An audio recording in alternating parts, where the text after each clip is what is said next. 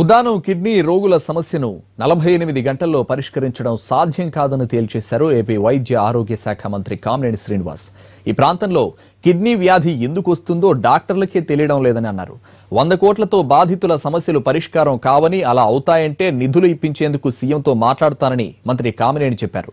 శ్రీకాకుళం జిల్లాలో పర్యటించిన మంత్రి కామినేని 2 రోజుల క్రితం పవన్ కళ్యాణ్ ప్రభుత్వానికి విధించిన డెడ్లైన్ పై మాట్లాడారు. ఉద్దానంలో కిడ్నీ వ్యాధిగ్రస్తులను ఆదుకునే బాధ్యత ప్రభుత్వంపై ఉందన్నారు కామినేని. రాష్ట్రంలో అందరి దృష్టికి ఇవాళ పవన్ కళ్యాణ్ గారిని తీసుకొచ్చారు. తప్పకుండా దాని మీద మేము చర్యలు తీసుకున్నాం.